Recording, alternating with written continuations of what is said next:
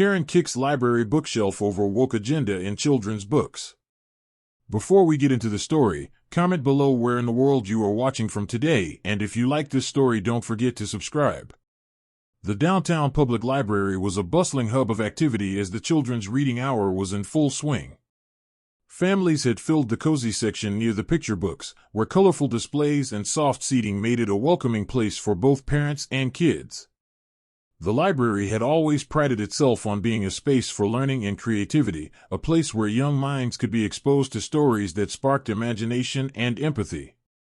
The air was filled with the soft murmur of voices as children listened attentively to the librarian, a kind and patient woman, as she read aloud from a beautifully illustrated book. The warmth of the library, combined with the scent of old paper and freshly printed pages, created a sense of calm, making it the perfect place for children to gather and discover new worlds. But as the librarian read on, there was an interruption that no one could have anticipated.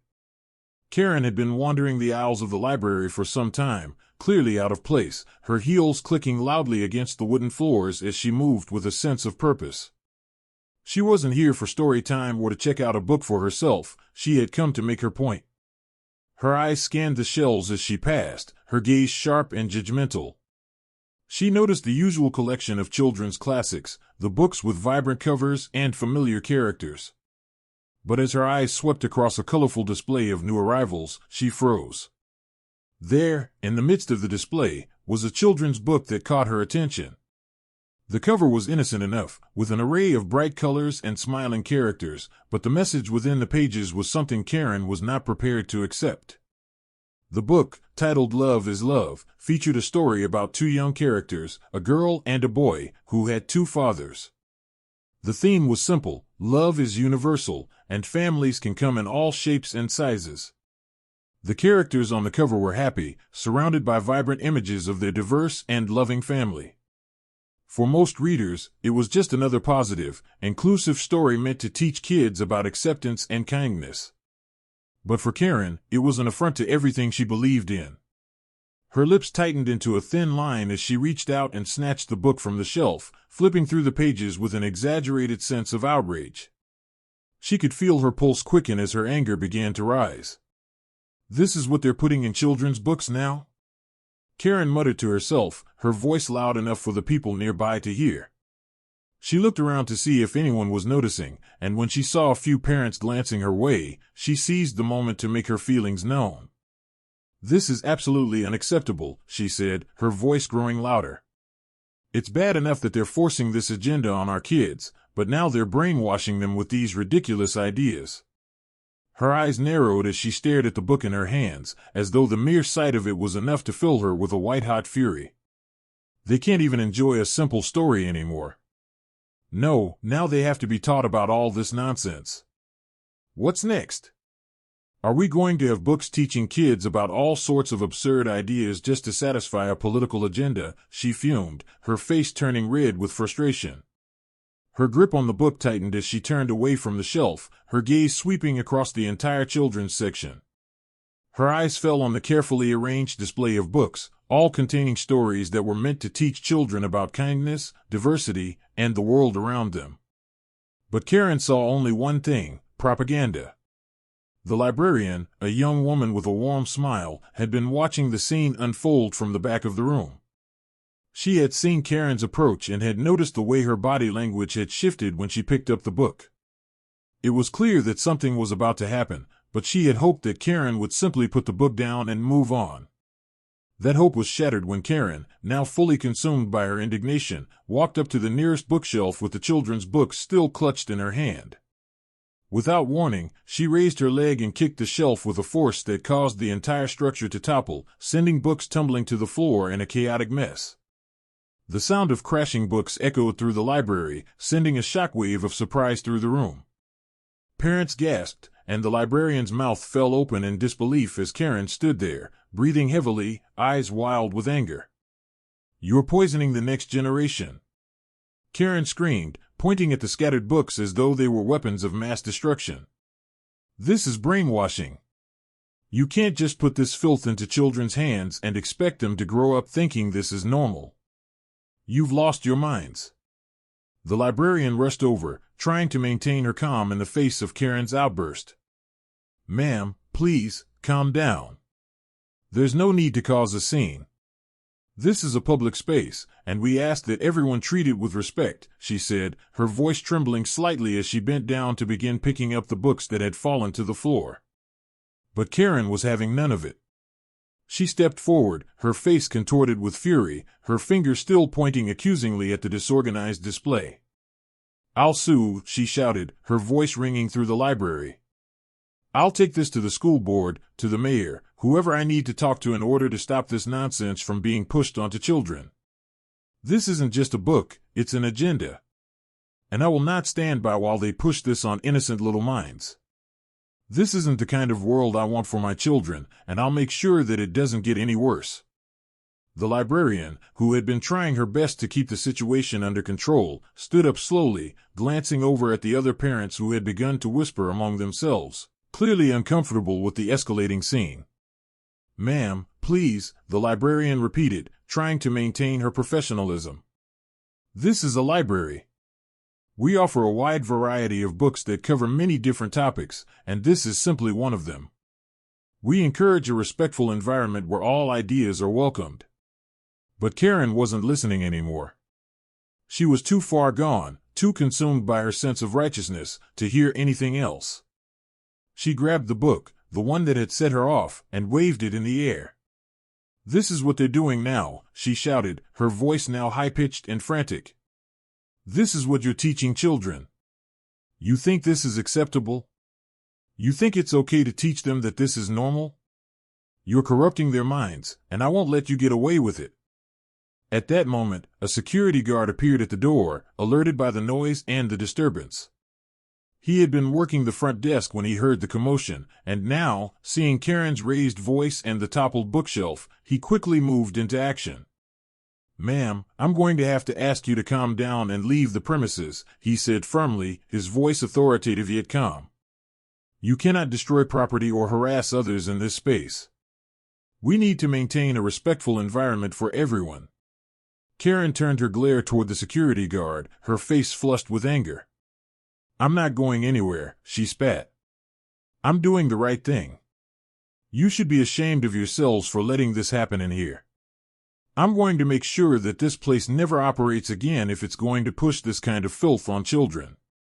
The security guard stepped closer, his stance unwavering as he gently placed a hand on Karen's arm. "Ma'am, please. This is not the place for this behavior. If you do not leave voluntarily, I will have to escort you out." Karen stood there, seething, her breath coming in shallow, rapid bursts. She wanted to keep fighting, to keep pushing, to make everyone around her feel as enraged as she did, but something in the security guard's calm, unflinching demeanor made her pause. She was used to getting her way, used to throwing tantrums and watching people crumble under the weight of her demands. But here, in this moment, something was different. With one final, furious glance around the room, she huffed and turned on her heel, making her way to the door. The security guard stepped aside to let her pass, but not without a stern look that told her she was no longer welcome. As Karen walked out, her mind was already racing with the next step in her plan. This wasn't over, not by a long shot. But for now, the library was silent once more, the bookshelves that had been knocked over were slowly being righted, and the children's reading hour, though briefly interrupted, continued on in its quiet, peaceful rhythm. The library had weathered another storm, but Karen was determined that this was just the beginning. She would make her voice heard. She would make sure that everyone knew her opinion. And she would never, ever allow something like this to happen again. The library, now eerily quiet after the explosion of Karen's anger, slowly began to return to its normal rhythm, though the disruption she caused still lingered in the air. The children, some of them still wide-eyed from witnessing the chaos, slowly returned to their seats, while the librarian, still flustered from the encounter, made her way over to the toppled bookshelves. It was a rare sight, something that could be classified as an outright disturbance, and the patrons who had been minding their own business before Karen's outburst couldn't help but murmur quietly amongst themselves. Karen's dramatic exit had left an undeniable mark on the atmosphere, a tension that remained long after her high heels clicked down the hallway and disappeared through the doors. The silence in the children's reading section was thick, pregnant with a mixture of disbelief and discomfort as the librarian, now gathered, began writing the bookshelves one by one. She moved with deliberate care, her eyes scanning each book, returning them to their correct spots, and although she did this with professional grace, there was a subtle edge to her movements. She couldn't help but replay Karen's accusations, the sharpness of her voice, the wild gestures, the way she had practically thrown the chair to the ground in a display that seemed so completely out of proportion to the situation at hand. Brainwashing, Karen had screamed, as though something as simple as a children's book about love and acceptance could cause the irreversible corruption of an entire generation. It stung. Not just for the obvious reason that it had been an unsettling moment, but because Karen's words were loaded with a deep, inexplicable hatred, not just for the content of the book, but for the very idea of diversity and inclusivity. It wasn't just a book she had rejected, it was an entire worldview. The librarian couldn't help but feel the weight of that rejection. In all her years working here, she had never encountered such a vehement reaction to something so fundamentally good. As she finished straightening the final shelf, she glanced up and noticed the children watching her. Some were still sitting quietly, perhaps too young to fully grasp the scope of what had happened, but others, the older ones, seemed to understand. Their wide eyes were filled with confusion, perhaps wondering if something was wrong with the books they had been told to enjoy. There had always been a subtle undercurrent of discomfort in the library when it came to topics of inclusivity and diversity. Some parents came in with hesitations about the stories in the children's section, some hesitant to let their kids read books that spoke about families with two fathers or children who didn't fit into the stereotypical roles. But those who had come to the library had always trusted the selection to be thoughtful, to reflect the world as it was, and in this case, as it should be. The librarian took a deep breath, her eyes briefly meeting those of a young girl at the front of the room who had been watching the scene unfold. The girl, no older than 10, offered a small, uncertain smile. It wasn't much, but it was enough to remind the librarian why she did what she did, why she chose to fight for the stories that truly mattered. She smiled back, then turned to the other patrons, trying to regain a semblance of composure, making her way back to the front desk to finish out the rest of the hour. Across town, Karen's mind was still racing. She had barely made it into her car when her anger, still simmering, began to boil over again. The rush of adrenaline she had experienced from toppling the bookshelf, the chaos she had unleashed, made her feel almost invincible. She had been right to do it, right to make sure that the woke agenda didn't make its way into the hands of innocent children. She could still hear the librarian's feeble attempts at calming her down, at trying to explain away her complaints with the usual "this is a safe space" rhetoric. But Karen was having none of it. She had seen what they were trying to do, how they were trying to sneak this new narrative into the minds of the next generation, and she had decided that enough was enough. She had made her statement, and it felt good. It felt like something had shifted. Now, as she sat behind the wheel of her car, her fingers tapping against the steering wheel, she began planning her next steps. She would be taking this fight to the next level. She would be contacting the school board, writing letters to the city council, ensuring that this kind of material never made its way into any children's library again. She would make sure that her message was heard. She couldn't allow her children, or anyone's children, to be exposed to this kind of propaganda. She knew that she was on the right side of this issue, that what she was doing was for the greater good, and nothing, not even the quiet doubts creeping into the back of her mind, would change that. As the hours passed, Karen sat at her computer, furiously typing out a long-winded email to the library's administration.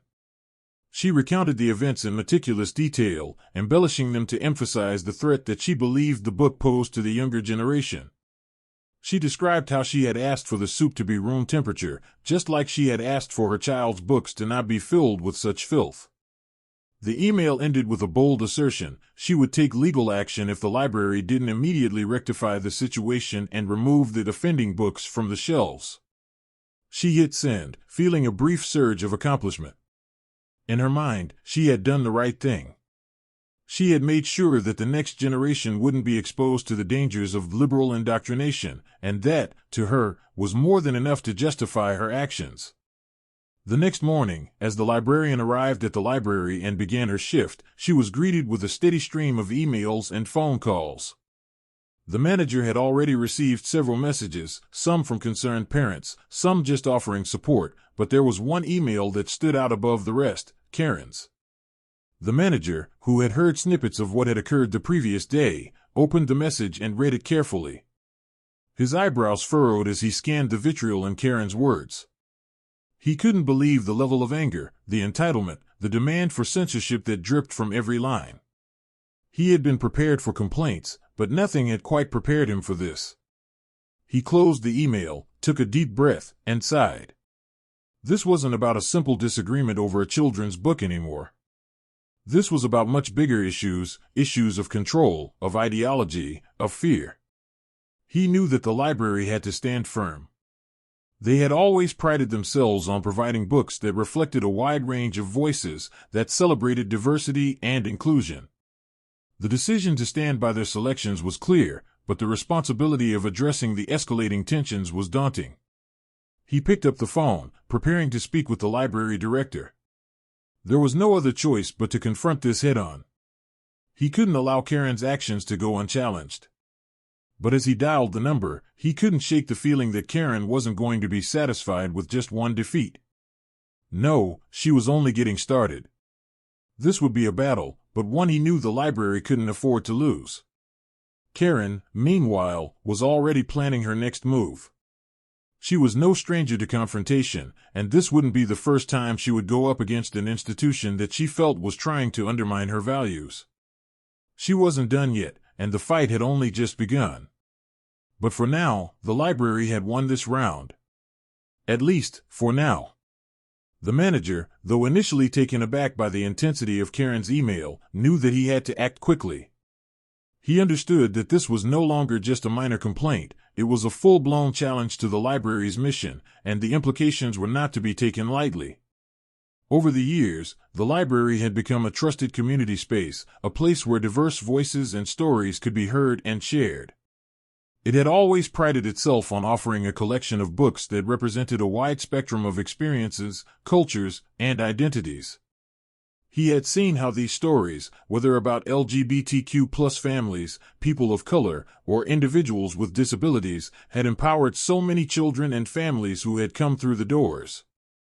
For some, these books had been a window into their own lives, while for others, they had been a chance to understand perspectives outside their own. The mission was clear, to educate, inform, and foster empathy, but now, Karen had presented herself as the proverbial stone in the road, ready to throw a wrench in the works. The manager set down his phone after speaking briefly with the library director, who had shared his concern but also assured him that they needed to proceed carefully. He knew that any misstep could escalate this situation further. Karen's threats of legal action, while not entirely grounded in reality, were nonetheless serious in her mind, and the last thing he wanted was to get tangled up in a long, drawn-out conflict that could hurt the library's reputation. The decision had to be made quickly. He walked toward the children's section, his eyes scanning the bookshelves that had been so carefully curated. He could see the vibrant, colorful covers that filled the shelves, stories of love, acceptance, diversity, and resilience. It was hard not to feel a sense of pride at the array of voices represented in the children's collection, but now, under Karen's scrutinizing gaze, the familiar books seemed almost fragile. They were suddenly under threat, not because of their quality or their content, but because of a belief that one person's perspective should dominate over the voices of others. As the manager walked through the aisles, his thoughts were occupied by the larger implications of this situation.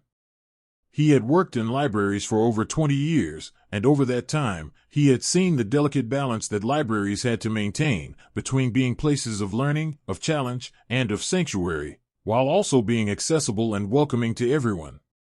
He had navigated the tides of public opinion before, during times when book bans and censorship had threatened the very essence of what libraries stood for, but this felt different. This was personal for Karen. She wasn't just upset over one book, she was upset by what the book represented, the broader message that was embedded in its pages, and the fear that it was going to infect the minds of children. He knew that her actions, though extreme, were not isolated.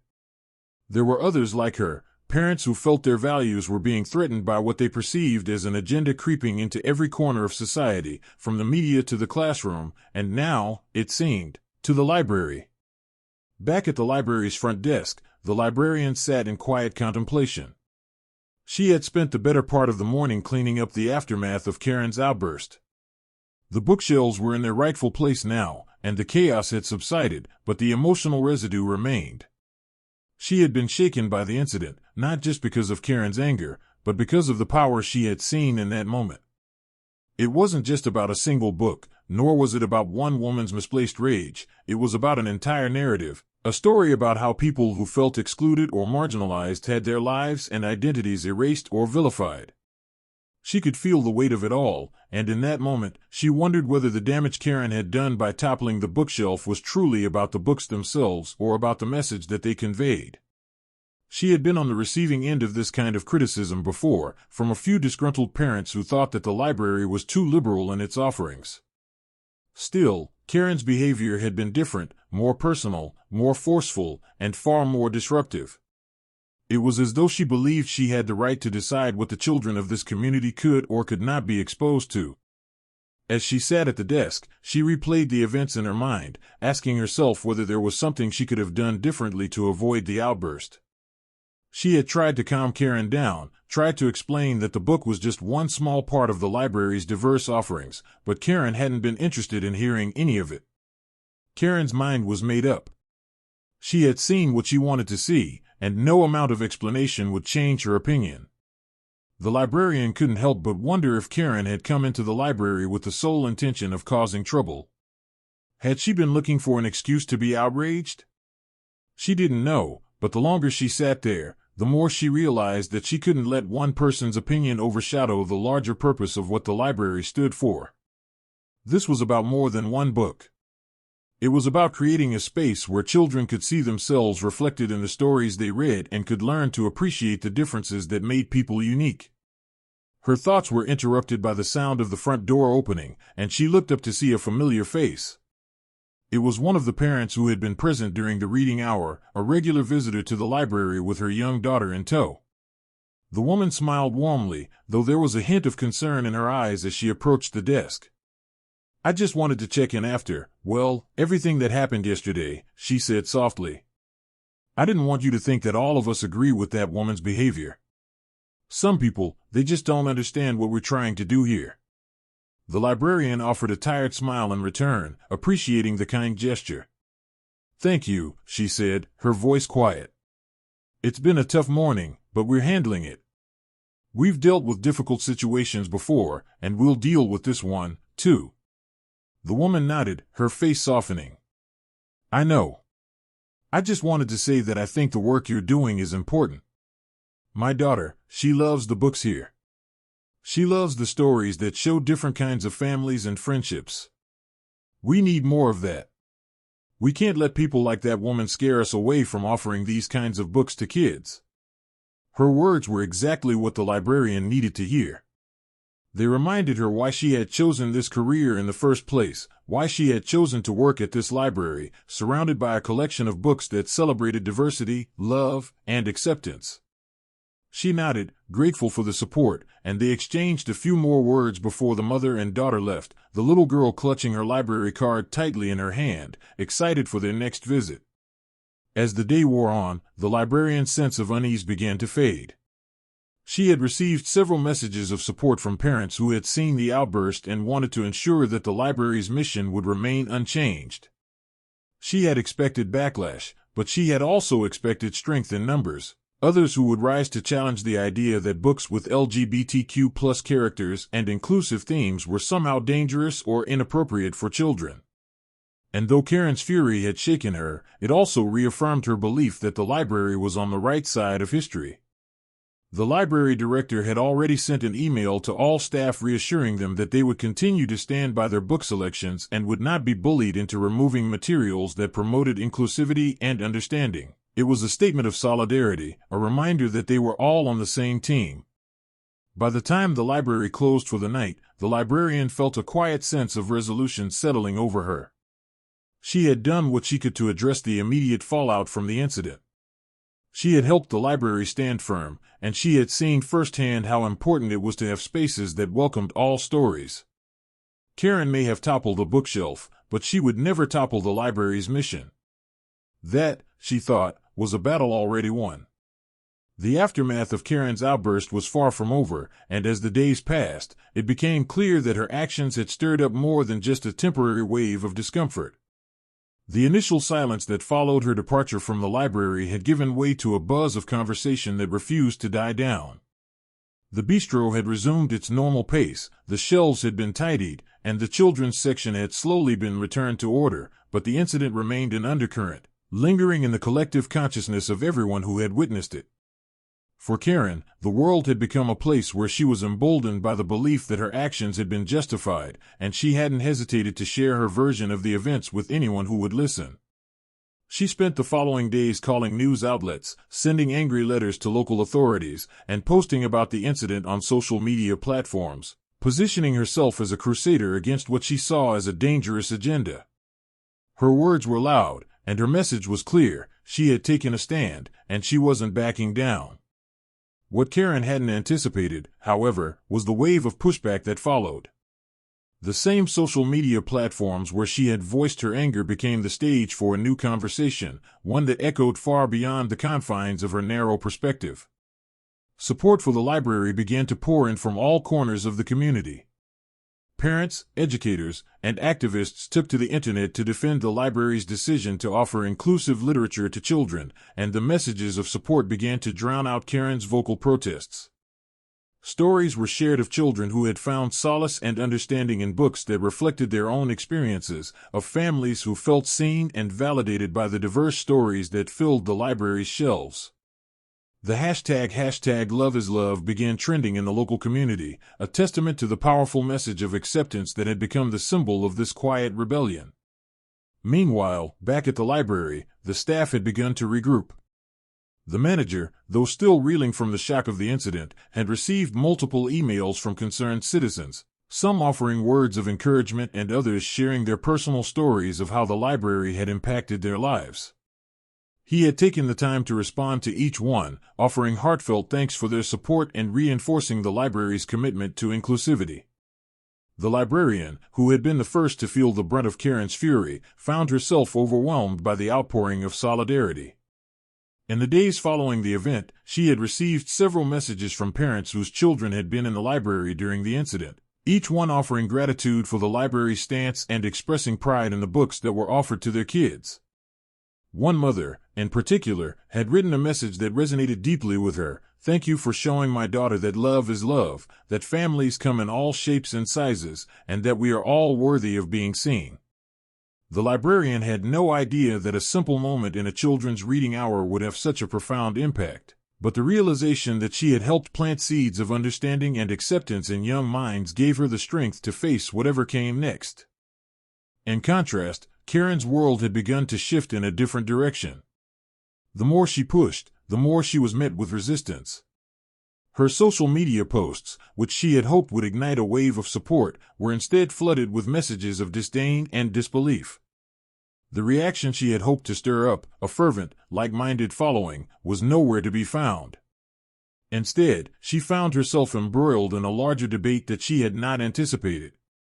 News outlets that had initially expressed curiosity about her complaint began to shift focus, interviewing educators, authors, and child psychologists who explained why books like Love is Love were essential in fostering empathy and understanding.